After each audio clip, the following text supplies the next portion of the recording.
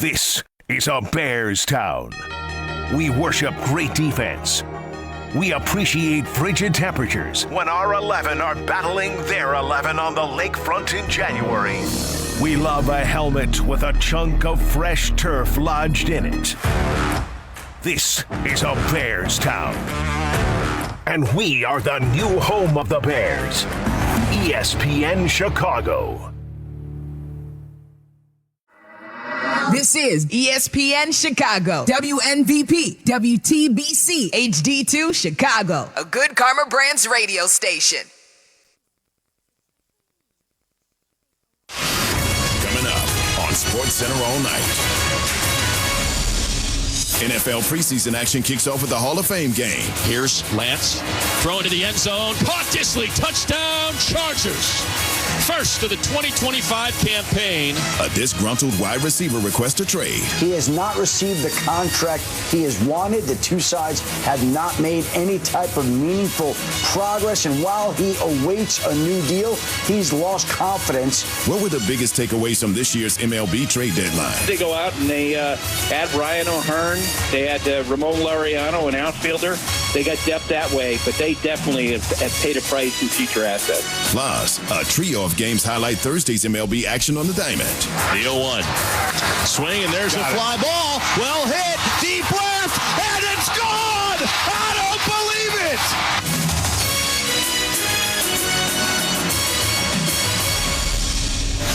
From the worldwide headquarters of ESPN, this is SportsCenter all night on ESPN Radio and on the ESPN app. Now, here's Alex Del Barrio. SportsCenter all night, ESPN Radio and the ESPN app, Sirius XM Channel 80. Alex Del Barrio here, and we got a lot to get to today, folks. Trade deadline is come and gone in Major League Baseball. Buyers and sellers will have reaction from our Baseball Tonight crew. The NFL preseason has begun officially with the Hall of Fame game. We'll get into that, plus some action on the WNBA hardwood as well. Again, the Hall of Fame game kicks off the NFL preseason action on Thursday. Lions taking on the LA Chargers. First appearance since 1991 in the Hall of Fame game for Detroit. 15 wins last season for the Lions. For the Chargers, this is their first appearance in the Hall of Fame game since 1994. Now for the Chargers, 11 wins under Jim Harbaugh last season, his first as their head coach. They did lose in the wild card round to the Texans. Neither starting quarterback, Justin Herbert, nor Jared Goff would play. Neither would some of the top position players for either team, as expected. So no Ladd McConkey or Khalil Mack for the Chargers, no David Montgomery, Aiden Hutchinson, among others for the Lions. But let's go ahead and get to the action. There is a battle for the backup quarterback spot with the LA Chargers, and we'll talk about that as we move along here. Trey Lance in position for that, got a majority of the playing time on Thursday. Chargers on the 5-yard line, 4th down and 2. Chargers going for it. You got that 3 tight end set on the right side. And here's Lance, throw into the end zone, caught Disley, touchdown, Chargers. First of the 2025 campaign. You talked about his athleticism, DJ, and there it was for Trey Lance on the bootleg and just kind of dumped it off to Disley, who was wide open in the right corner of the end zone.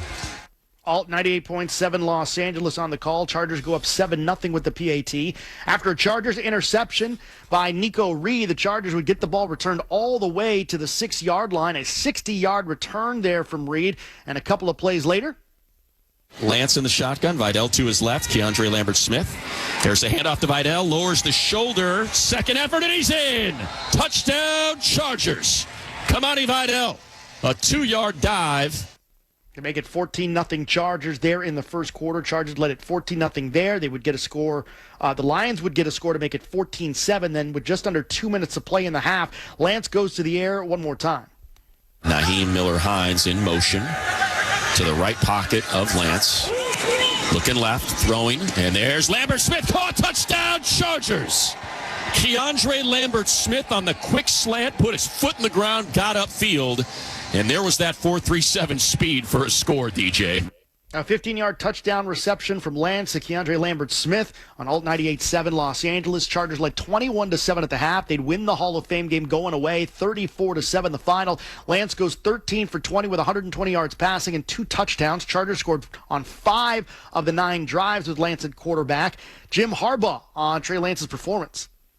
I thought he had the same kind of composure and poise, and just in control. I mean, there's a presence that I've been seeing all camp. He's had a heck of a camp, and then he went out in the game and did that. Just the feeling of he needs game reps, and he's going to get them, and it's a great start for him tonight.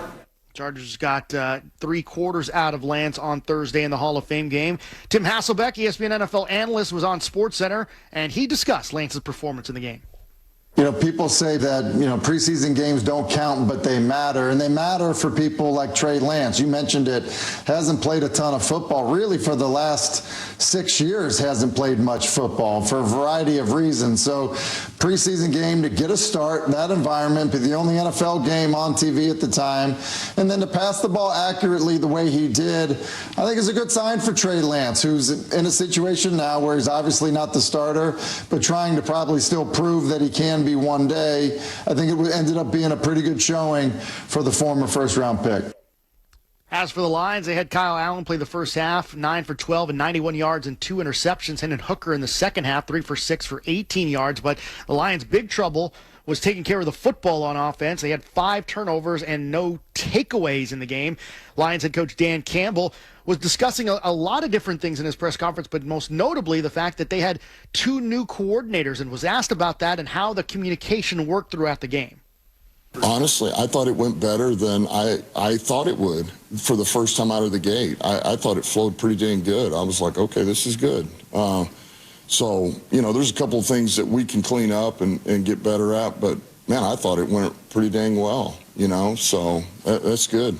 And the Chargers win against the Lions 34-7 in the Hall of Fame game. The Hall of Fame induction ceremony going to take place on Saturday in Canton, Ohio. Some news out of Washington Commanders camp. Wideout Terry McLaurin has requested a trade. This according to sources speaking to ESPN's Adam Schefter.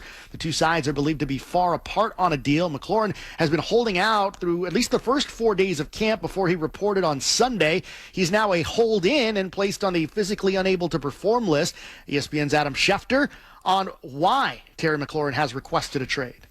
He has not received the contract he has wanted. The two sides have not made any type of meaningful progress. And while he awaits a new deal, he's lost confidence that he can get it from Washington. And so a team that is awash in good vibes now has its first negative story, a controversy that hangs over this franchise. Its popular, respected, talented wide receiver Terry McLaurin now has asked to be traded. Now, the Commanders have had no interest in moving on from Terry McLaurin, but I know there have been other teams that have been monitoring the situation, waiting to see if the circumstances change. Now that McLaurin has requested a trade, we'll see if that does anything to loosen Washington's grip on him. But up until now, the Commanders have had zero interest in moving on from McLaurin. He's shaking it up. He's now requested a trade.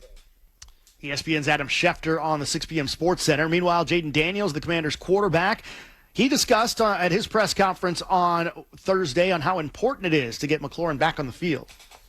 Man, I think it's super important for everybody. Just get as many rests as possible before the big show, the real thing is to happen. But I know the time will come. And till then, I mean, if that's us getting in the film room and watching film and just talking, that's other ways we could do it. But, I mean, like I said, man, nothing's changed since Terry's been back in the building. When he was out of the building, we always talk. We talk ball, we talk life, and so nothing's changed at all. Daniels had a great first season in Washington with McLaurin to throw to, and Harry Douglas, Freddie and Harry, he discussed that he's a little worried about Jaden Daniels' progression if there is no Terry McLaurin on the field for the Commanders.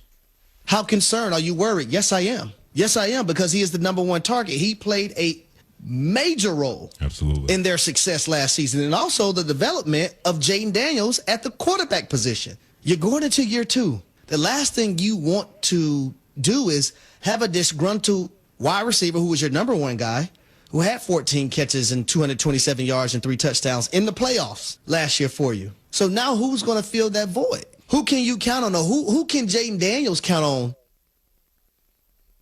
Harry Douglas of Freddie and Harry on ESPN Radio. We shift gears to the Major League Baseball trade deadline. It's now come and gone. Plenty of teams looking to bolster their rosters, get in position for the postseason. Others looking to sell off some of their high-priced pieces and build for the future, acquiring prospects. One deal that seemed to be a pipe dream going into Thursday's deadline and seemed to be dead in the water based on basically every Major League Baseball insider out there, turned into one of the showcase moves at the deadline. The Houston Astros reacquire shortstop Carlos Correa from Minnesota. The former Rookie of the Year and two-time All-Star with Houston comes back after waiving his no-trade clause and will now be moving over to play third base, with Jeremy Pena coming back off the IL soon to move back into the shortstop position. Here's Tim Kurkjian on the acquisition.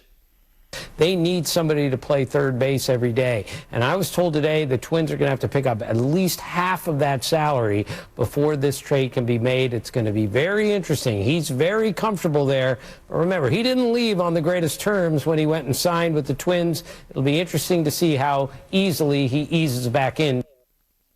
That was ESPN MLB analyst Tim Kurkjian on Baseball Tonight. Now, the trade going to be a salary dump for the Twins, who are up for sale, wanted to shed payroll at the deadline. They'll still have to pick up $33 million, so not quite half of the $104 million left on Correa's contract. The Astros made another deal in bringing in outfielder Jesus Sanchez from the Marlins, giving them a left-handed bat. Astros obviously filling out the lineup, needing some offensive help, and also trying to keep pace with the Mariners, who are making big deals of their own. Of course, requiring third baseman Eugenio Suarez late on Wednesday, just before the deadline. Buster Olney was actually on game night from the Baseball Tonight podcast. Buster Olney feels the Mariners were the big winners with their acquisitions.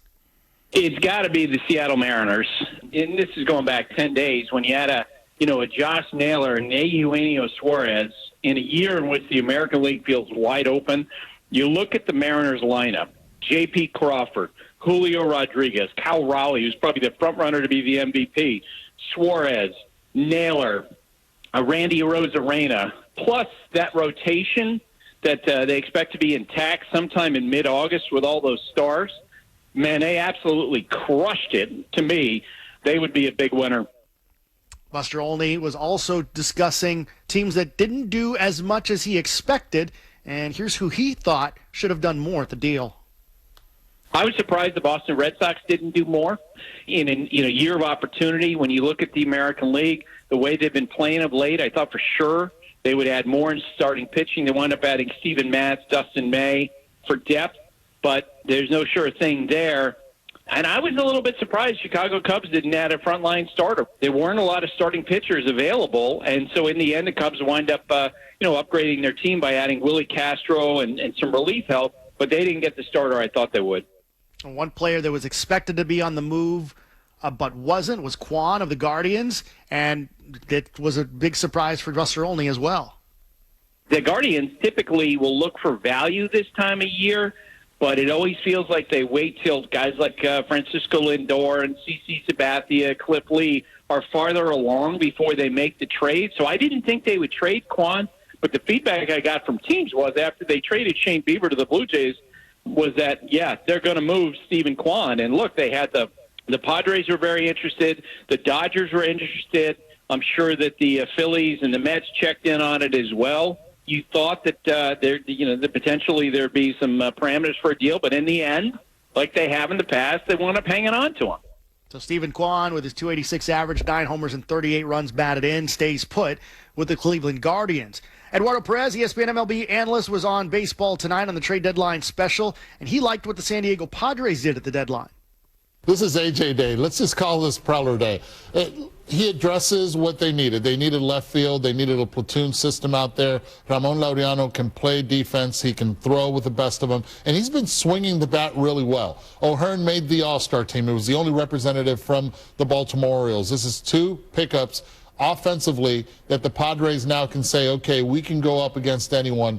But I do like the trade offensively, where now you can get balance. You can get balance from the left side of the left side in that lineup to complement, but at the same time you get defense. And that's what you're going to get when they face lefties. Ramon Laureano will be in there. Ryan O'Hearn will be in there, maybe sometimes at first base, but sometimes at DH as well. We'll have more on the trade deadline as we continue here on SportsCenter All Night, ESPN Radio and the ESPN app. On the diamond, not a lot of games on the MLB slate on Thursday. A lot of getaway days. One that was actually in the evening. Rangers and Mariners, one of just 3 games on the slate, as we mentioned. Rangers and Mariners battling for that AL West. They have identical records. Mariners, of course, as we mentioned, reacquiring Eugenio Suarez from the Diamondbacks late on Wednesday. Suarez was a Mariner in 2022 and 2023. Rangers 12-4 since July 10th. It's the best in baseball in that span, allowing 3.49 runs per game, which is the best in baseball. Let's pick up the action, though. We'll start in the bottom of the 5th inning, 1-0 Seattle. Cole Young at the plate for the Mariners. Here's the windup and the 1-1 on the way to Young. Swinging a well-hit ball deep to right field. And there is number 3 for Cole. Oh, my goodness, into the patio of the Hit It Here Cafe. Cole Young with a long home run to straightaway right. Here at T-Mobile Park, it's now the Mariners 2 and the Rangers nothing. 2-0 Mariners at that point on Seattle Sports 7:10 a.m. You heard the discussion about Kyle Raleigh in that Mariners lineup, sitting on 41 home runs and trying to become hit the most home runs by a switch hitting catcher in MLB history. Could he do it in the 5th? Here's the pitch to Cal, swinging a high drive deep to right field. Garcia going back to the warning track, to the wall. Goodbye, baseball. More history for Cal Raleigh. His 42nd home run of the year. He has now hit more home runs by a switch-hitting catcher in Major League history. He moves on by Todd Hundley. Cal Raleigh with number 42. Holy smokes, he does it again. He continues to write another chapter in a storybook year. Mariners shut out the Rangers 6-0. Raleigh's 42nd home run, tied for 3rd most by a player prior to August in Major League history. Trails only Barry Bonds and Mark McGwire. Both were the years that those players set the Major League home run record.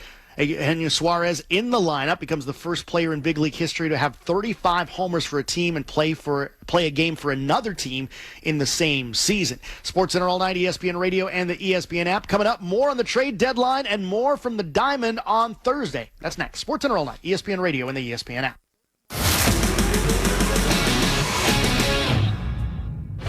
The traditions, the rivalries, delivers a shot to the end zone, touchdown. The drama. Every week there was something magical. This is the most wide open college football season we've had ever. 22 days until week 1 kicks off. College football lives here.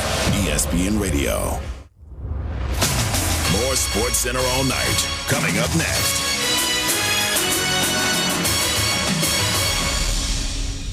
Whiskey fans can learn a lot from Professor Carmen DeFalco. Not too many people that can have sports knowledge and also whiskey bourbon knowledge. Carmen's amazing. I do like whiskeys and bourbons.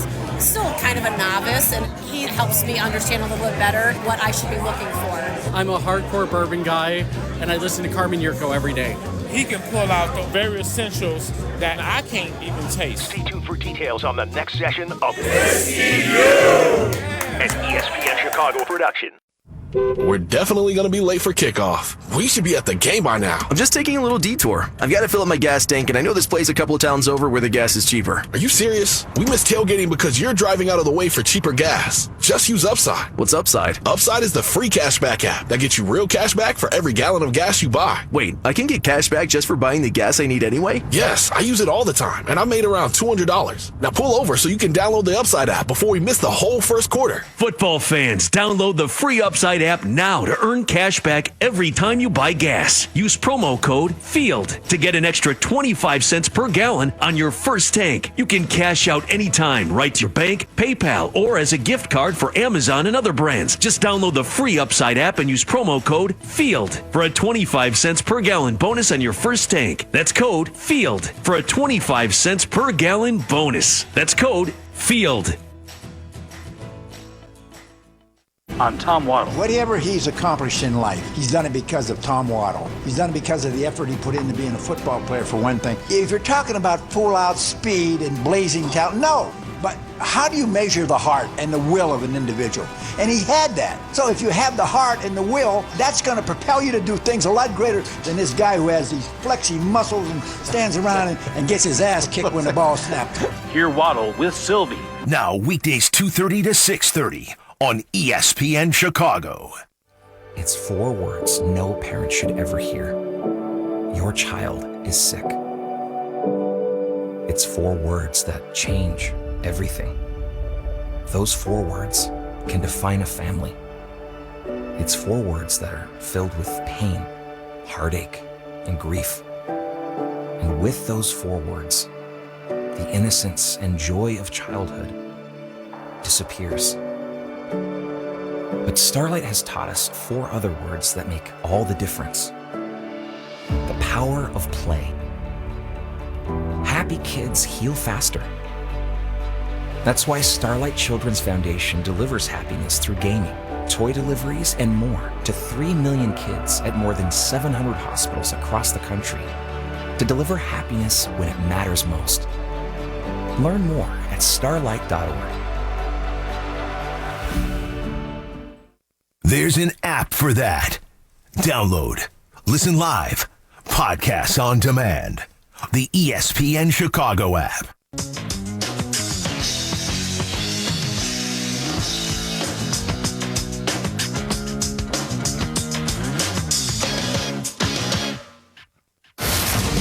You're listening to Sports Center all night on ESPN Radio and on the ESPN app. Now, here's Alex Del Barrio. We continue rolling on Sports Center all night, ESPN Radio and the ESPN app. Sirius XM Channel 80. I'm Alex Del Barrio. ESPN Radio is presented by Progressive Insurance. Get renter's insurance to protect the things that make your place a home, including coverage for theft or damage. Visit Progressive.com. Well, again, the MLB trade deadline came and went on Thursday. A lot of teams upgrading. One of those teams looking to bolster their bullpen a little bit was the New York Yankees. And plenty of deals right during the game even that they had against the Rays. We'll get to their game in a second. David Bednar was required from the Pittsburgh Pirates. They acquired Jake Bird from the Colorado Rockies. And then Camilo Doval came from the Giants just as the Yankees put the finishing touches on that 7-4 victory. More on that in a second. Yankees also upgraded their position player pool with a couple of trades, sending infielder Oswaldo Peraza to the Angels and acquiring utility man Jose Caballero from the Tampa Bay Rays. So a lot of things changing when moving for the Yankees. And Buster Olney, who was on game night on Thursday, said that Brian Cashman certainly had a big day at the deadline.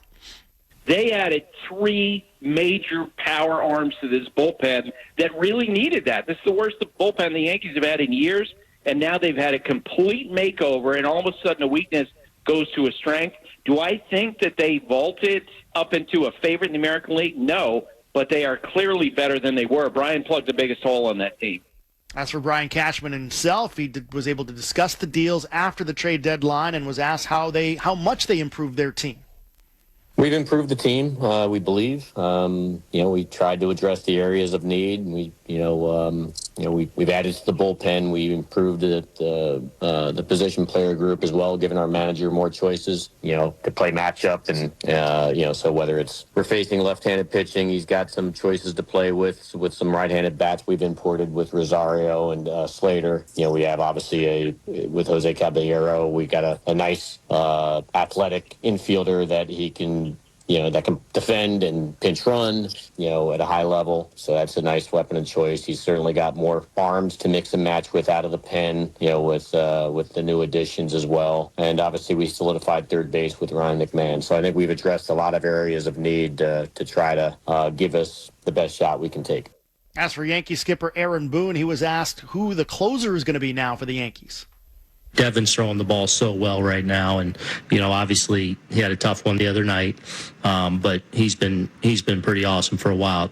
The reality is we have a number of guys that are, I feel, more than capable of getting the final 3 out. So we'll see as we go and kind of match that up. But I feel like in Devin we have a great closer, and now I feel like shortening the game's been a little bit of a challenge for us, over the last month and a half with some of the injuries we've had. And, I know we got some high-powered guys now to go with what's already a pretty good flock of guys, too. Well, let's get to the game on Thursday. Rays in the Bronx wrapping up their series with New York. Yankees just 17-24 since June 13th. The only team in the AL with a worse record is Minnesota. Yankees just 13-19 inside the AL East this year. Let's get to the game. Bottom of the first inning after Cody Bellinger RBI single to make it 1-0. Giancarlo Stanton, who's been swinging a hot bat lately as well, comes to the dish. Drill deep to left field. There it goes. See ya. Into the left field bleachers. A moonshot by Stanton. It's 3-0 Yanks.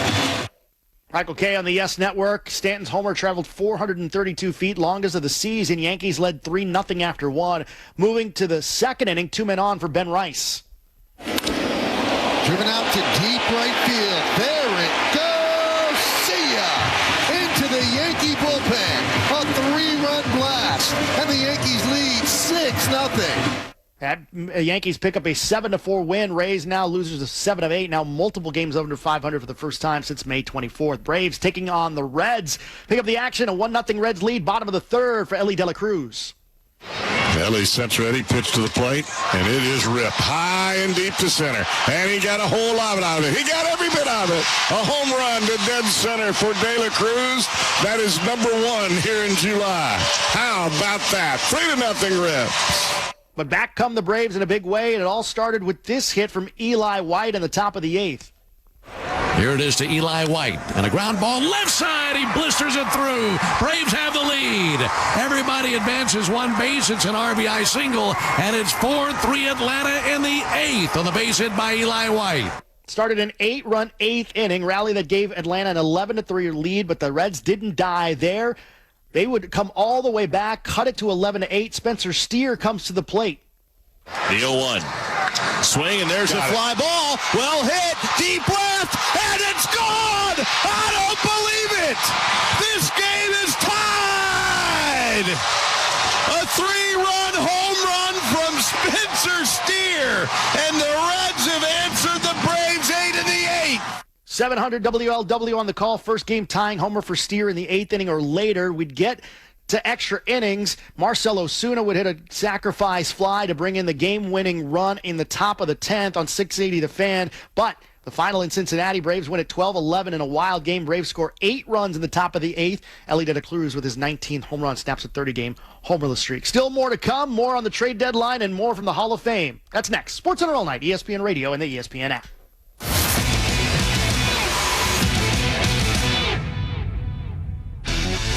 Clinton and Friends on ESPN Radio, the ESPN app, Sirius XM Channel 80, and on the Watch ESPN app is where we are. Clinton and Friends, ESPN Radio. See you on the internet, kiddos. This is Al. It is our privilege to welcome in the great Al Michaels. And this is Mike. Mike Tirico is in our studio. They talk to a lot of people about sports. You know, it's always great to talk with you guys. It's my favorite call-in show. And they enjoy talking to Waddle and Sylvie the most. I travel around the country. There's no radio show I like listening to more. I like coming on more. So be like Mike. I say it all the time. I love you guys. You guys are as good as it gets. And Al. Unbelievable. And talk to Waddle and Sylvie. I can listen to you guys. Afternoons on ESPN 1000. Do you have trouble getting in and out of the bathtub? Are you afraid you'll slip and fall entering or exiting a tub? SafeStep walk-in tubs can transform your bathtub from an area of concern to a calming refuge. Call them today at 1-800-731-4558 and save $1,600. SafeStep walk-in tubs and showers are proudly made in Tennessee and offer an ultra-low step-in, avoiding that difficult climb over a traditional bathtub wall. They also offer a variety of therapeutic benefits that may help soothe your aching muscles and joints, increasing your mobility, boosting your energy, and improving your sleep. SafeStep walk-in tubs are designed to easily fit your existing tub space and are often installed in as little as 1 day. Just dial 1-800-731-4558 today to save $1,600 and receive a free shower package. That's 1-800-731-4558 for a free no-obligation consultation and to save $1,600. SafeStep walk-in tubs. Safety never felt so good. If you were injured and needed an operation, you wouldn't go to a doctor who had never performed a surgery. You'd want to go to a doctor who would perform the operation you need time after time with the most success. If you're injured, the same should hold true for choosing a lawyer. Ask your lawyer how many cases they've won, how much they've recovered for their clients. Ask your lawyer how many times they've litigated cases in front of a jury. When was the last time they tried a case? What was the offer before the trial? What was the verdict after the trial? The Verdoliak Law Group has been taking personal injury cases to trial for over 55 years. We've recovered over $9 billion for our clients through legal representation and consulting. At the Verdoliak Law Group, we've been rejecting insurance companies' lowball offers since 1963. If you're injured and want a law firm with the knowledge, experience, and tenacity to get you what's fair, call 844-4VLG-LAW. Being a caregiver for a family member can be very rewarding. It can be very challenging, too. Besides taking a physical and emotional toll, it can also take a real financial toll, especially if you're paying for home safety upgrades, covering medical expenses, cutting back on hours at your job, or having to leave your job altogether. In some states and in certain situations, you may be eligible to get paid for the care you provide, but finding reliable information about caregiver compensation can be overwhelming and very time-consuming. The AARP Foundation Paid for Care Hub can help.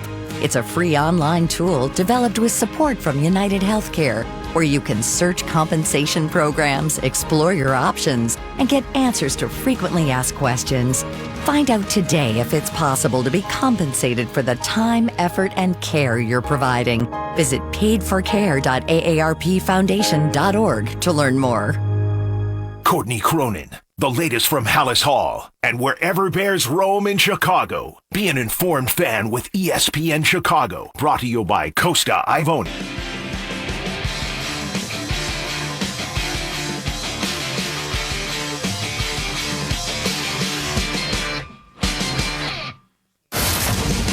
Listening to Sports Center all night on ESPN Radio and on the ESPN app. Now, here's Alex Del Barrio. We continue rolling on Sports Center all night, ESPN Radio and the ESPN app. ESPN Radio is presented by Progressive. Half-hour headlines on Sports Center all night. The Major League Baseball trade deadline has come and gone. More players on the move. One that was a bit of a surprise, seeing as where the teams were reportedly pretty far apart on Wednesday. But Minnesota Twins ship shortstop Carlos Correa back to the team that drafted him and won a World Series with in 2017. As they sent him back to the Houston Astros just before the deadline, Correa will move to third base in Houston once Jeremy Pena comes off the injured list. Some news in the NBA on the contract front. New York Knicks have locked up Mikal Bridges to a new 4-year, $150 million extension. The sources informed ESPN's Shams Charania about the deal's terms. The deal includes a player option for the 29-30 season. It's a slight discount from what he could have signed for the max contract to give the Knicks some flexibility. And on Thursday, the NFL preseason has begun. It was the Hall of Fame game in Canton, Ohio, between the LA Chargers and the Lions. First appearance by either team for a long time. 1991 for Detroit, 1994 for the Chargers. And Trey Lance, competing for that backup quarterback spot, was making noise for the Chargers. Naheem Miller-Hines in motion to the right pocket of Lance. Looking left, throwing, and there's Lambert-Smith. Caught, touchdown, Chargers. Keandre Lambert-Smith on the quick slant, put his foot in the ground, got upfield, and there was that 4.37 speed for a score, DJ.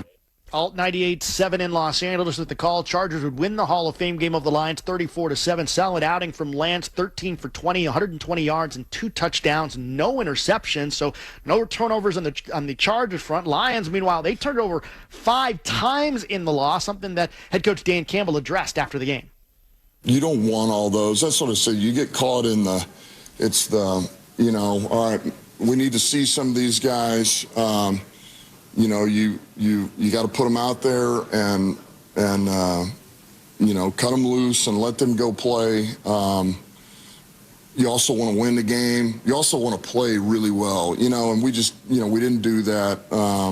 So that's the frustrating part of it is that, but like I said, we're going to learn from it. We're going to be able to coach off of this tape and help some of these guys get better. And that'll serve us well, and I would expect us to play much better next week, these guys that played in this game. Lions head coach Dan Campbell after the game. Well, today was the Hall of Fame game, but 4 players are set to be enshrined this Saturday in Canton, Ohio. Defensive back Eric Allen, defensive end Jared Allen, tight end Antonio Gates, and wideout Sterling Sharp are all set for enshrinement in Canton coming up on Saturday.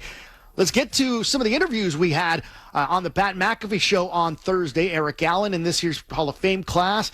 14 seasons in the NFL, played 217 games, drafted in the second round out of Arizona State, made an immediate impact as a rookie, was the Pro Football Writers Association All-Rookie of the Year, had an incredible career with the Eagles, Saints, and Oakland Raiders. He joined Pat McAfee, said there's so many great players out there, but it's the team that mattered the most. I was in the perfect sweet spot, right? So I played against Joe Montana and those 49er teams, 88 and 89, when they were rolling, right? They had Jerry, Mike, they had all tremendous players. I ended my career playing against Tom Brady. So I have a window of looking at all these great players, and then I'm able to sit on the sideline and watch Mahomes. So I just kind of take it all in, and it's changed from era to era, but the one thing that remains constant is it's really all about the team. Yes. Right? There's no one individual that's going to be able to win by himself. It has to be a collective. As for Antonio Gates, he's set for enshrinement, played in 15 games during his rookie season after going undrafted in 2003 with the San Diego Chargers and made an incredible impact at the tight end position. Did not play football in college, was out of Kent State.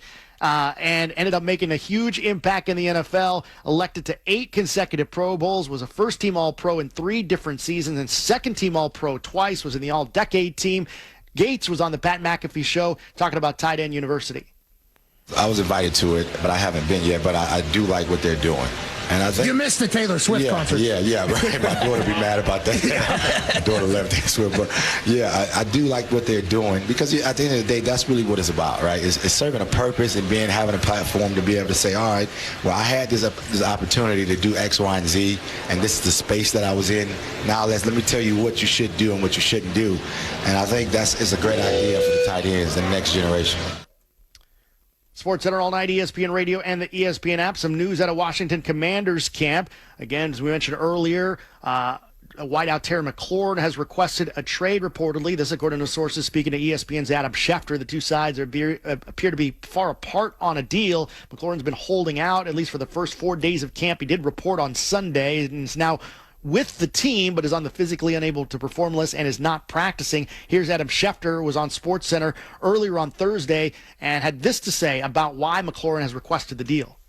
He has not received the contract he has wanted. The two sides have not made any type of meaningful progress. And while he awaits a new deal, he's lost confidence that he can get it from Washington. And so a team that is awash in good vibes now has its first negative story, a controversy that hangs over this franchise. Its popular, respected, talented wide receiver Terry McLaurin now has asked to be traded. Now, the Commanders have had no interest in moving on from Terry McLaurin, but I know there have been other teams that have been monitoring the situation, waiting to see if the circumstances change. Now that McLaurin has requested a trade, we'll see if that does anything to loosen Washington's grip on him. But up until now, the Commanders have had zero interest in moving on from McLaurin. He's shaking it up. He's now requested a trade. Ian Fitzsimmons from Amber and Ian pretty much agrees with Adam Schefter and says the trade request that McLaurin has made should expedite the extension. This is just part of that avenue of, man, we're going down this interstate. Well, guess what? We got to get off on this avenue because we want to, expedite and get out of, just this log jam of traffic that we're in, because they can't find a way to get out of their own way. So sometimes you have to go and demand something in order to get what you want, and that's exactly what Terry McLaurin has done, and I think he's going to get exactly what he wants because he means that much to the Washington Commanders, not just team, not just a 2025 version of them, but to that franchise. He's one of the faces of that team, and he has been just an absolute boy dog warrior since he got there. This was a very smart move by his agent, and I think this will expedite things in a hurry, because the moment, if you're Josh Harris, the owner of the Commanders, the new owner of the Commanders, you're anybody in the front office, especially if you're Dan Quinn, you're Jaden Daniels, you're anyone, Cliff Kingsbury, you are screaming, we have to have him if you want to run this thing back to an NFC Championship game and then go one step further. SportsCenter all night, ESPN Radio and the ESPN app. SportsCenter, 50 states in 50 days. We going coast to coast. We going coast to coast. On ESPN Radio. 50 states in 50 days on SportsCenter and SportsCenter all night here on ESPN and ESPN Radio. And day 35 on July 31st as we enter the month of August. Well, it takes us to Ohio, capital Columbus, population 11.8 million. The Buckeye State. And speaking of the Ohio State Buckeyes, Ryan Day, the Ohio State head coach, was with Matt Berry on SportsCenter on Thursday. And Matt Berry had a chance to talk with the Ohio State head coach about coaching the Buckeyes, about what's in store for them, and plus what it's like coaching in one of the great sports states in the country. Coach, great seeing you. Day one, training camp in the books. What was your message to the team as you guys start on another season? When you have that first practice, you want to set the tone for the season. Mm-hmm. And, for the first day, you want to start getting your routine going. Your pre-practice routine, your post-practice routine. And then we got to learn how to practice against each other and get each other better and have urgency, and that every single minute matters because it's such a long season. We have to learn to practice against each other but get each other better. New challenge for you. You're coming into a season coming off a national championship. You can go into other seasons and say, guys, people don't think we can do it. We're not capable of this, that, and the other. Now you're the hunted. How has your approach maybe changed now that you are the national champions? I feel like we're always the hunted at Ohio State. That's how it goes. I'm sure the bullseye is even bigger, but every year is a different year. And just like, the year before doesn't matter. What's going to happen down the road doesn't matter. Like, just focusing on right now is what does. We did go through the calendar. And I think it's good the day before the season to kind of take a step back and realize, okay, we start off with this monster game, and then we have a few non-conference games, then we have this run of 4 teams, then we have a bye week, we have Penn State, and then it goes all the way to the end of the season, right. And then you have postseason. So to kind of go through that with the guys, I think is important, gives them some perspective, but ultimately that has nothing to do with being, right here, right now, and maximizing each day. And these are 18, 19, 20-year-old kids. They're on social media. Everything's right at their fingertips. That coaching staff-wise, to convince them, guys, I get it. We were the best last year, but New Year's here. Yep. How much of that is a challenge for you, Coach, to really stick that into them? Well, it's a new group of guys. Yeah. So I think when they hear about last year, they almost, get more motivated because that's not them. We didn't do it. Mm-hmm. This group hasn't done anything. And I've told the story before, the week after we got everybody together after the national championship, this group came together and said, can we take down some of the national championship stuff, because that wasn't us. We haven't done anything here. Yeah. And so this group's on a different journey, and there's guys who haven't played as much football as maybe the group last year, but that's just a new group, a lot of talent, just need to get on the field and practice more. Each team has a different characteristic, and it's probably too early even through winter conditioning. Have you picked up maybe early on a characteristic that this team might have going into the season? I've been impressed with the leadership on the top end. Mm-hmm. Guys that really stepped out of maybe their comfort zone and started challenging guys. Mm-hmm. They've had a good voice. We talked a long time with the team about growing up. And when you say grow up, growing up means physically we got to grow up. Yeah. But mentally we got to get it grow up, and then emotionally, spiritually, just maturity wise, this team has to grow up. That was a big challenge for us. I think we've taken strides, but it's going to be important. I also think that we've come together more as a team, and that was another challenge in the offseason. Come together as a team. I think you can check that box. We've done that. And ideally, you would want your quarterback to be one of those guys that lead the group. We saw Will Howard come in last year, play phenomenally throughout the playoff, really throughout the season to get you to the national championship. Quarterback at Ohio State, it's one of the best positions in sports. Where do you stand on that now after day one? The same way I was yesterday. There's a lot of work to be done. We know once we start getting the pads on. So you get pads on, you don't know where you stand. When you're practicing without pads, you have to learn how to do that. You have to get things done, but you learn once you get the pads on. Listen, at the quarterback position, you have to learn to command the offense. Mm-hmm. when you stand in that huddle and look those 10 guys in the eye, they got to believe in what you're doing. You got to know what you're doing, and then you got to go execute on the field. One of the more important quarterbacks not here at Ohio State right now is RJ. I understand he's about to be a junior. Yep. You're a quarterback dad now. How's that been going for you, watching your son grow into someone who's getting looked at, recruited by other schools? I think the thing that's been great for me is that he's found his passion. Mm-hmm. And I didn't know that would be the case. Certainly had, had a lot to do with the fact that, this is what I do. Right. But never, said that, you got to play this position or even suggested it to him. He wanted to do it. And he loves it. He's completely obsessed. So that's fun to watch anybody chase their passion. Now, by chance, I'm the head coach at Ohio State and have a background on coaching quarterbacks. Of all the things, it's been great to the fact that, if I sold insurance or if I was doing some other job, I wouldn't have the experience of him being in the Woody, going on road trips, watching him play, and just having that connection with your son. And so we've been able to spend a lot of those moments together, which has been special. Dad and coach, how are you balancing those two with him? He loves to get coached hard. And I think when you grow up and you see a coach guys really, really hard, you know that you do that because you love him. You want him to get better, and so he wants to get coached at a high level. He wants to get pushed every day.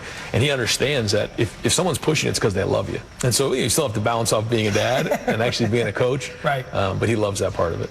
We look forward to the season. You guys are one of the great programs to watch in college football. That Jeremiah kid, he's pretty good. He's going to be all right. All right, Coach. Appreciate your time. Got it. All right. Thank you. Thanks. Matt Berry with Ohio State head coach Ryan Day for our 50 states and 50 days out of Ohio. SportsCenter all night, ESPN Radio and the ESPN app. Continuing on, another player seeking a new contract from his team is Cowboys linebacker Micah Parsons, still seeking a new deal with the Cowboys. And according to ESPN's Adam Schefter, well, it's still a ways to get done. And he says on Get Up, don't just assume a deal will get done with Micah Parsons. Each side is going to have some decisions to make here. Because if they don't get a deal done, the Dallas Cowboys would have Micah Parsons under contract this season. And mind you, he still hasn't practiced yet, so he would have a decision to make. Right. He's under contract this year for $24 million. They could tag him next year for about $30 million. They control his rights for the next 2 years for anywhere between $52 and $58 million, which, by the way, is just a little bit more than some of these pass rushers are getting on an annual basis right now. So where is this going to go? I don't know, but I could tell you that a deal feels a long ways away, if there's one at all. And I think there are questions that need to be asked. Everybody's operated under this assumption that a deal between Dallas and Micah Parsons is going to get done. And I would say it's the opposite right now. You have to wonder when it'll get done, and something's going to have to change. Of course, the Cowboys are notorious for dragging their feet in this situation. It's happened with Dak Prescott, and it's happened with CeeDee Lamb. And he was asked at his press conference on Thursday on how tough it is to not practice when you're in a contract dispute. It sucks. Like, it's terrible, to be honest. But as for Micah, his is to dominate one player that's in front of him. So I feel like for him, it's just like whenever you let them shackles loose on him, he's going to be literally an uncaged tiger, or lion, essentially. So for him, just keep his head on right, stay positive throughout this whole thing. We know it's going to get figured out. And when it does, we're going to act like none of this happened. I'm going to ask him for $100,000. And he can't tell me no because he has it. $100,000 for. See, now you being nosy. That's my money. You're talking to reporter CeeDee Lamb. They're going to be nosy. You bring up something like that. SportsCenter all night, ESPN Radio and the ESPN app. Coming up, more in the sports world on Thursday, including from the WNBA hardwood. Plus, we get you ready for SummerSlam in the WWE as well as Cody Rhodes. We'll have some audio from him coming up as well. Plus, our top sound. SportsCenter all night, ESPN Radio and the ESPN app.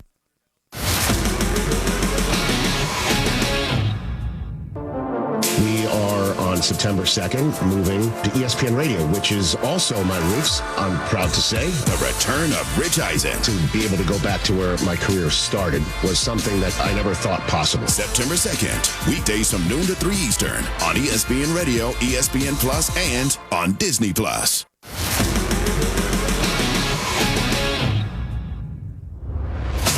More SportsCenter all night. Coming up next.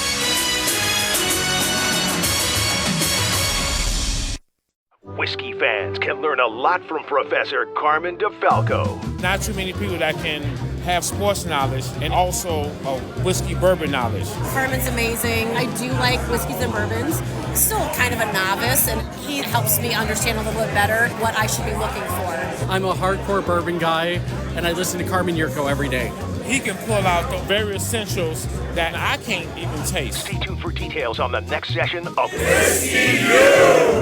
an ESPN Chicago production. Got a shipment that needs to get out the door today and overnight delivery is just too slow? Then call ERC Delivery Service. 24/7, 365 days a year. ERC will get your document, package, or truckload of merchandise where you need it, when you need it delivered, guaranteed. And it's not just Chicagoland. ERC has dedicated daily routes that include Milwaukee, Rockford, and Indiana. Call ERC Delivery Service. 630-516-1199. That's 630-516-1199.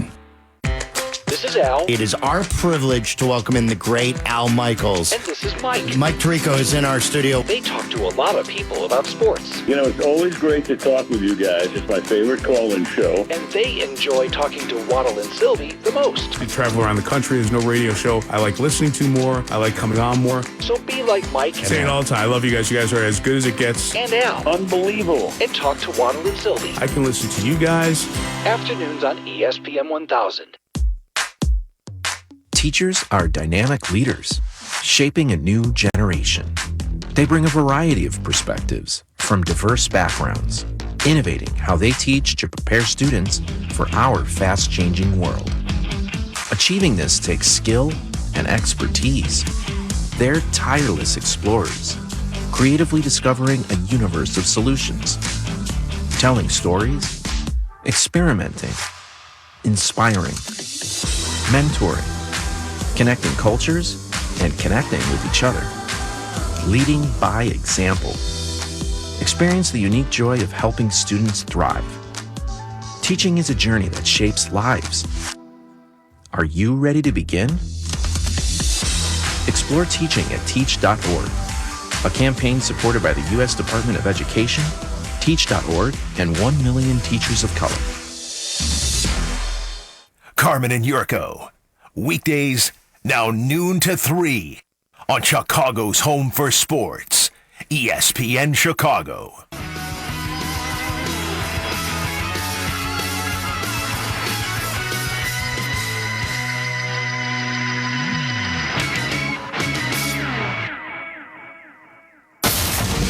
You're listening to Sports Center all night on ESPN Radio and on the ESPN app.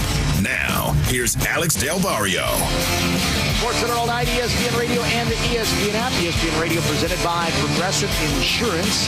Well, the trade deadline has come and gone. We had the Hall of Fame game on Thursday, some WNBA action as well. A lot going on in the sports world. Here to get to our top sound, here's Nick DeLuca.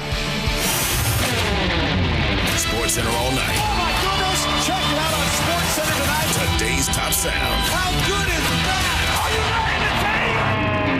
Number 4. All right, Alex, busy day in baseball at the trade deadline. Few games on the field. Ben Rice helping the Yankee bats in the Bronx on the S Network. Driven out to deep right field. There it goes. See ya! Into the Yankee bullpen. A 3-run blast. And the Yankees lead 6-0. Number 3. Alex, football is back. Hall of Fame game in Canton. Chargers and Lions. Trey Lance finding the end zone on Alt 98.7 Los Angeles. Naheem Miller-Hines in motion to the right pocket of Lance. Looking left, throwing, and there's Lambert-Smith. Caught, touchdown, Chargers. Keandre Lambert-Smith on the quick slant, put his foot in the ground, got upfield, and there was that 4.37 speed for a score, DJ. Number 2. Wild game in Cincinnati. Reds and Braves. One big swing from Spencer Steer tied it up on 700 WLW. The 0-1. Swing, and there's a fly ball. Well hit, deep left, and it's gone! I don't believe it! This game is tied! A 3-run home run from Spencer Steer, and the Reds have answered the Braves 8 in the 8th. Number 1. And Alex, our top sound from Seattle. Cal Raleigh continuing to make history, up and out again. Number 42 on Seattle Sports, 710 a.m. Here's the pitch to Cal, swinging a high drive deep to right field. Garcia going back to the warning track, to the wall. Goodbye, baseball. More history for Cal Raleigh. His 42nd home run of the year. He has now hit more home runs by a switch-hitting catcher in Major League history. He moves on by Todd Hundley. Cal Raleigh with number 42. Holy smokes, he does it again. He continues to write another chapter in a storybook year. Sports Center all night, ESPN Radio and the ESPN app. There was Nick DeLuca with our top sound. As we continue on in the WNBA, just one game on the slate. The Valkyries taking on the Mystics in Washington. Golden State 2-1 over the last 3 games after going 1-5 in the previous 6. Valkyries are 1-0 against the Mystics this season. Washington at 13-13, a half game ahead of Golden State for the 8th and final playoff spot. So an important game for both of these teams. A win by Washington would be their best 27-game start to a season since 2022. Let's pick up the action in the fourth quarter. Golden State trailing by 2. 67-66 Washington lead. Salon attacking. Got that to drop in. Does she just cradle that thing like a running back and get it up off the window for a smooch and a deuce? That bucket from Salon came with about a minute to go in the fourth quarter on Prime Video. Lower scoring game, and that ended up being the game winner at 68-67. Veronica Baron with a double-double, 10 points and 10 assists. Golden State has won 3 of 4 now. Sonia Citron was 16 in the loss for Washington. Brittany Sykes actually had a shot to win it, but missed the go-ahead layup as time expired. Bit of interesting piece of audio came out in the WNBA, or related to the WNBA. Sophie Cunningham, Fever Guard, was on the Show Me Something podcast, had this to say about whether Caitlin Clark is the face of the WNBA or not. It literally pisses me off when people are like, she's not the face of the league. There's really good, well-known people in our league. Yeah, I'm not discrediting them. We have a lot of badasses in our league. Hell yeah to that. I'm all for that. But when people try to argue that she's not the face of our league, or if our league would be where we're at without her, you're dumb as shit. You're literally dumb as shit. Sophie Cunningham on the Show Me Something podcast. Switch gears to SummerSlam, the first year that the big summer event by WWE will be a 2-night event. It's going to be a headline on Sunday, a rematch for their WWE Championship. Cody Rhodes, the American Nightmare, against 17-time champ John Cena. Rhodes was on First Take and was asked if he has the best entrance in WWE. I would actually say the second best. And really? Because Jey Uso's entrance. Jey Uso gets an entire crowd. You're going to see thousands upon thousands of people yeeting. And it's almost like this religious experience now, just the amount of yeeting that's going on in the crowd. So I say Jey Uso 1, maybe me 1B. Cody Rhodes, John Cena at SummerSlam from MetLife Stadium this Sunday. And coming up to get your Friday started here on ESPN Radio, it's Unsportsmanlike with Chris Canty, Evan Cohen, and Michelle Smallman. That's going to do it for us. I'm Alex Obarrio, and this has been Sports Center All Night, ESPN Radio and the ESPN app.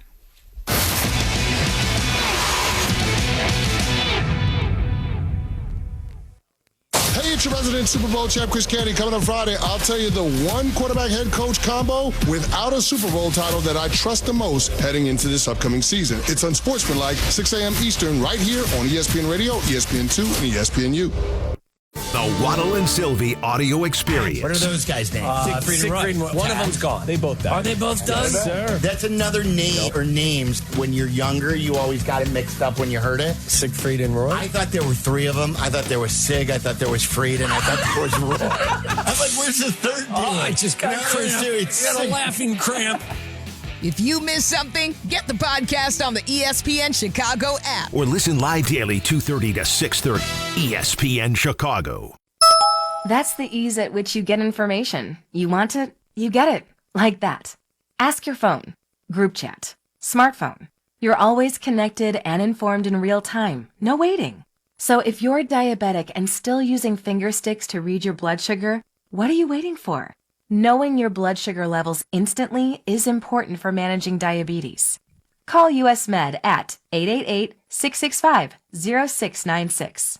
To learn more about continuous glucose monitors, a real-time instant method to track your blood glucose, US Med is an approved provider for Medicare and over 1,000 private insurers. And the best part? Call 888-665-0696 and we'll give you a free insurance benefits check today. So call 888-665-0696 today. That's 888-665-0696 and manage your diabetes as easy as... Hi, it's Chris Hune from Universal Lighting of America. If you own a business or manage a building, now's the time to upgrade to LED lighting and actually save money. We're an official 2025 service provider for ComEd and NIPSCO, and they may cover up to 70% of the project. We make it crazy simple from install to paperwork. I'm not kidding.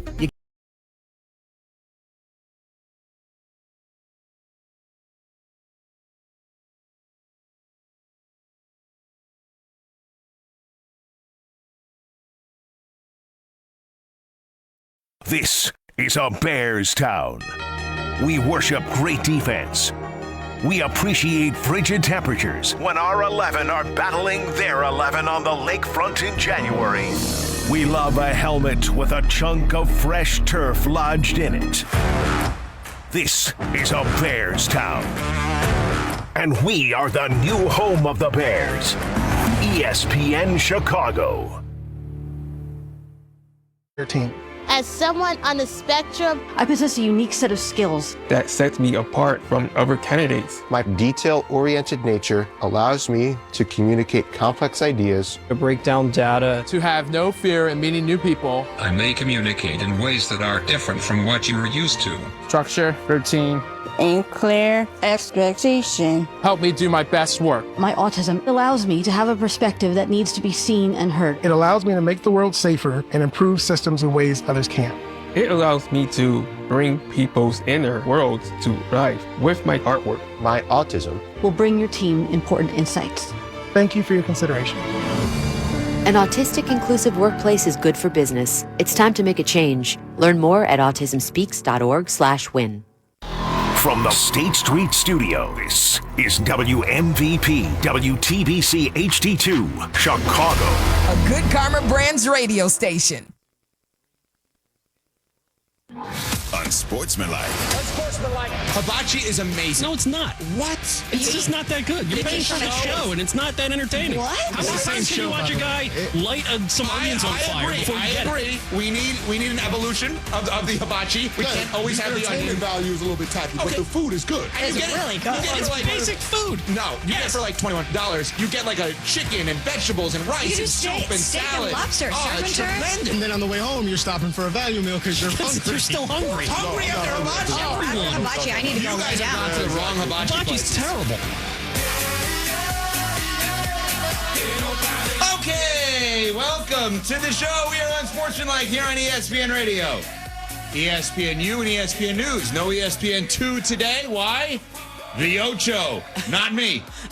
We are Unsportsmanlike on ESPN Radio. Presented by Progressive Insurance. Protect the stuff you love with Renters Insurance. Visit Progressive.com for more information. She is Michelle Smallman. He is Chris Canty. I am Evan Cohen. And yes, you heard the hibachi info there. ECHC, as CC has named it, the Evan Cohen Hibachi Cookout. I've been saying this weekend. All right, it's tonight. Yes. Tonight is the night. Woo. We will all be together at Unsports ESPN, on Twitter, at Unsportslike, on Instagram. Why do we have different names? I don't know. But you can follow along with all of the videos, all the action, all night long. We're all going to be posting at M. Smallman. Well, she may not be. At Chris Canty 99. On Instagram, Chris Canty 99 will be at Evco Radio. Good morning, everybody. I'm having a great morning. I'm just waiting with bated breath, anticipation of what you're going to do as the encore for ECHC2. Because ECHC1 was so phenomenal. You did a great job. I'm just wondering, how are you going to top what you did last summer? Yeah, I'm waiting too. He just said there's a curveball. A couple of curveballs being thrown. Are we going to find out about them now or just when we arrive? Nope. When you get there later, and then they will be publicized on social media. But yeah, there's a couple of curveballs that are going to be thrown this evening as part of our little get up here. Can we have any follow-up questions about said curveballs? No, because then it's a fastball. Okay. Hey, what are you doing here? No curveballs. You can write down your guess or share it with each other, and then somebody could share if they were right about what the curveball is. But that sounds like too much work. I'm wondering if it's a surprise guest. Surprise guest? A cameo, maybe. Somebody that is a part of the Unsportsmanlike family that he said decline initially, Yeah. but that's going to pop up. Yes. And Maybe pop, that's what pop I'm up thinking. and show out. Uh-huh. Okay, possibly. I can see that. Because what other curveballs could he be speaking about? A last-minute ad seems to fall into that bucket. I'm not going to answer that question. I just told you. I also, I really didn't. The same hibachi chef? Or we Well, got a different I don't chef? know that. I don't Okay. know if it's the same company. Okay. I don't know if they're going to send the same guy. Okay. I mean, maybe they shouldn't. There were some moves that the guy made that were like, maybe they shouldn't. different bartender. Oh, no. Our guy, who's wonderful, he had a conflict, but he sent one of his guys. Okay. So Okay, if it's it's his different. And supposedly, this guy's also a chef. Bartender / chef, so he may be involved in helping with some of the stuff as well. Okay. So we got a good crew All right. tonight. I really did not want to get food for Pat, and I wanted to go and get him fast food and just put it on his plate because he complained so much last year. He did complain about the hibachi. He's not a fan. But we got you food, Pat Costello. So you're gonna do it with your smile on your face tonight. Yeah, I'm gonna eat it for sure. And you guys are carpooling or no? No. Why do you want us to carpool so bad? It's amazing, these guys. They hate each other. It's not hate each other. texting We on the don't live weekends. close by each Yeah, other. it's like an hour and a half to your house from us, and none of us want to drive with each other an hour and a half. And we're not, Nuno They said don't we're like not each that other. close to each they other. don't You like can't say each like, other. we don't live close to each other. You could literally just meet at ESPN. meet at work. Yeah, I mean, but we know you all can get Opposite there. direction, it wouldn't make sense. I live 30 minutes away from here. Pat lives like 20 minutes Yeah, away that's from the here. opposite direction. They hate each other. That's a big theme today. You guys are all riding together, right? This Yeah. evening? We are. We are. Okay. All right. So, 4 deep. Let's go. yeah. Excited about that. We are looking forward to it this evening. Early pick for MVP? At the ECHC2, my early pick for MVP No, next is year's NHL season. my early pick for MVP. But doesn't win in the playoffs. Just gonna go out on Loses a- the You know what? Panthers. That's a the pretty cup. good pick. It's a pretty good pick. My early pick for MVP for tonight's ECHC2 is one Mike Tannenbaum. Wow. That is That's a not good where I one. thought you'd You go. want to know That's a good why? one. Because I think he's really going to lean in. I think Mike T is going to be not afraid to play the games, not afraid to put himself out there, kind of like we saw CC do last year. I think he's going to come with a healthy appetite, which is important for the ECHC. He is a guy that gets along with everybody. I think he's really going to step into the spotlight tonight. CC? I'm going with our very own Pat Costello. What? As MVP? As MVP. The Because man, low bar to clear? well, no, the man has been on a heater, right? This week, you're talking about him going to the zoo. Then we got the clock museum. And now he's following that up with ECHC2. I mean, Pat has got it all going right now. Is this going to be Pat's Joe Burrow season? He gets the MVP by default? Oh. Nobody else is going to have a good night? Wow. Wow, interesting. No, but the narrative is building for Pat Costello. Like to he win smiled. MVP. Yeah, he The people smiles want it to be tonight. Pat. You're like, Want oh, it to Pat's be having Pat fun. Costello. Yeah. You're saying Killer Mike is Lamar Jackson because he and CC's Josh Allen, where it's like they can't win every year. Right, Yeah. right. We have voter fatigue on the ECHC MVP. Fascinating. Okay, Yeah, but Nuno's more physically talented. I hate you, Pat on that Costello. note, we did have football last night between the Lions and the Chargers, and the storyline there is Trey Lance played. Trey Lance started. Played well. Yeah, he did. Played really well. 13 of 20, 120 and 2 touchdowns. Could he be a thing? Well, yeah, I think Trey Lance is fighting for his career mortality, and you see Jim Harbaugh loving him up before the game. He goes out there, and he played with a lot of confidence. There was a couple of throws where he was ripping them, especially down the seam, back shoulder. Outstanding throws from Trey Lance. You saw some of the movement skills, him getting out on the perimeter, and that's the genius of Jim Harbaugh, right? Being able to get quarterbacks comfortable, being able to identify a skill set and lean into it. So all in all, I thought it was a great night for Trey Lance.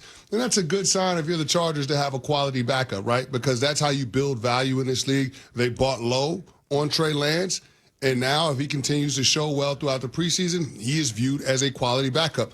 The one thing that surprised me, though, Smalls, when I'm listening to the broadcast and listening to Chris Collinsworth, didn't realize that Trey Lance is still younger than Michael Penix and Tyler Shuck, two quarterbacks that are relative rookies, first-year starters, that are going to be stepping into big roles, big shoes for their teams. And it just got me to thinking, maybe, just maybe, we bail on young quarterbacks a little bit early. Oh, yeah. Right? The Anthony Richardson discourse, I know we were joking about how last year I was calling for him to win MVP and all those things, but a lot of parallels between Anthony Richardson and Trey Lance. Guy that didn't play a whole lot of football in college. Trey Lance, it was because of COVID. Anthony Richardson is a little bit of a quarterback battle in Florida. A lot of raw physical talent, but they didn't necessarily know how to harness it, and they were thrust into big spots early on in their careers, and it didn't go their way. I'm just looking at the Trey Lance situation, and I can't help but think maybe we are bailing on Anthony Richardson a little bit early, and maybe we are too quick to move off of young quarterbacks and throw them away. That's an interesting parallel because you're right. There's a lot of similarities there with the lack of playing and us giving up on these guys too early. But that's because coaches and GMs don't have the runway to figure it out. They have maybe 3 years if they're lucky. So they don't have time to allow the patience for these players to develop, especially players like Trey Lance who haven't had a lot of time out on the field. Here are the numbers. He started 5 games in 4 NFL seasons, and he played only 19 games at North Dakota State. That's not a lot of tape on this guy. No. That's not a lot for us to really point to and say we know definitively who he is and what he can be. And I think having a game like last night, you mentioned Jim Harbaugh pouring into him, stuff like that, that's something that can give him confidence moving forward. But we definitely give up on people in sports too early. Coaches, GMs, players, they don't have a lot of runway to mess up. Well, it's why I will continue to say if you have a coach that is not going to be there 3 years from the moment you draft, don't draft a quarterback. Now, interestingly enough, Kyle Shanahan had job security, if we're talking about the Niners retroactively with Trey Lance. But at the time of Anthony Richardson being drafted by the Colts, I mean, I guess Shane Steichen just took over and they thought, okay, he's going to be there for a while. But also look at Bryce Young. Bryce Young was benched and then brought back in, and now they're going to give him a chance. I can't believe that the Carolina Panthers are actually the good example to look at here. He has more runway. He's going to be given an opportunity to be good or bad, one way or another. I mean, different category, but look what we're doing with Caleb Williams in year 2. The pressure that's on him.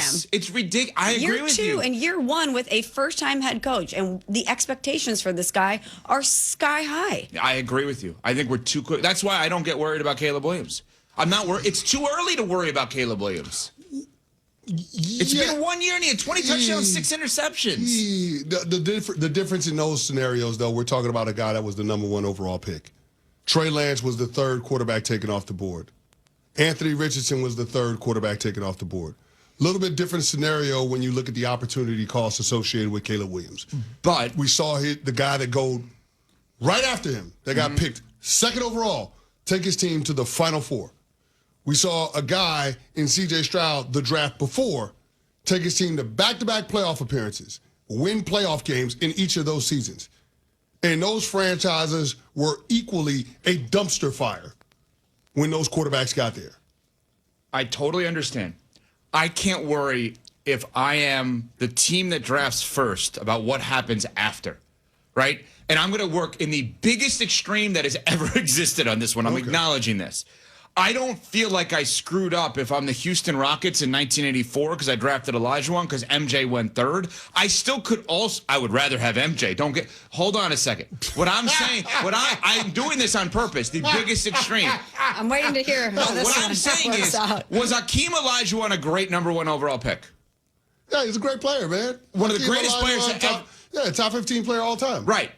Michael Jordan is the greatest player to ever live. Yes. Right. But I don't know that I would look at, in this case, right, like 2 things could be true. You have said Caleb Williams could be great and not as good as Jaden Daniels. So I can't sit there if I'm the Chicago Bears and throw my hands up, oh, what a terrible pick because Jaden Daniels may or may not be the greatest player of this era. I don't know that yet. So, like, the idea that who was drafted when they were drafted, who was drafted behind, I can't worry about that. I just got to worry about if it's Trey Lance retroactively with the Niners, if it's Anthony Richardson with the Colts, if it is Caleb Williams with the Bears, if it's Bryce Young with the Panthers. Who do I have? Who did I draft? What am I doing to develop them? And am I cutting them off too quickly? I couldn't look at Hakeem as a bust because Michael was great. All that is fair. But how can you not say that pick is somewhat a failure when your job is to pick the best talent available and the greatest player who's ever lived was on the board and you missed him? Yeah, that's a fail, dog. So drafting Olajuwon 1 overall is a failure. Yeah, if you could have had Michael Jordan, that's a failure. Like, your job is to get the best player available. to transform your franchise. I understand that. And nobody loves Jordan more than I do. Trust me. Yeah, that's why I'm surprised you, of all people, are What taking I'm this saying stand. to you is, if I'm the Bears, I can't worry about what Jaden's doing. That's my point. I'm not saying if you're the Bears, you can't worry about it. What I am saying is that puts a lot more pressure on everybody involved, including the quarterback, Caleb Williams, to deliver. So you're talking about pressure and people being ready to throw him away. The comparisons, those two quarterbacks are inextricably linked. Yeah. And every game that goes by that Jaden Daniels plays well, and every game that goes by that Caleb Williams struggles, they're going to hear about it. I understand.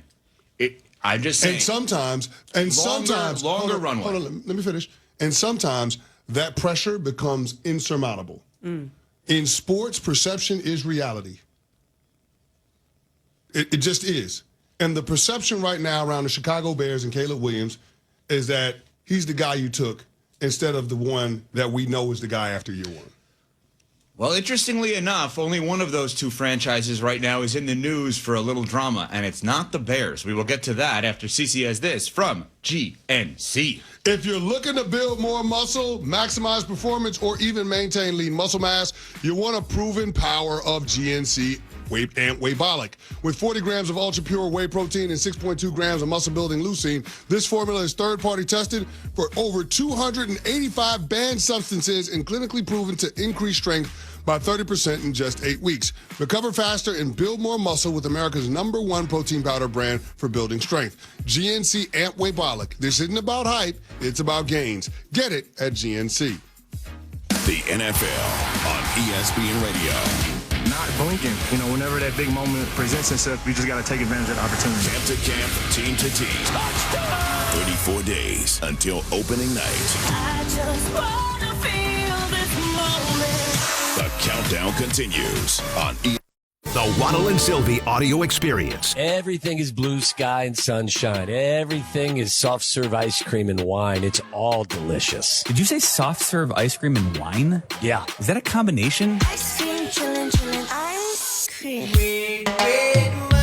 Waddle's a bad dessert guy. There's not many things that true. Waddle's bad at. That's his kryptonite. Get Waddle and Sylvie podcasts on demand in the ESPN Chicago app or listen weekdays 2:30 to 6:30 ESPN Chicago. Do you owe $10,000 or more in credit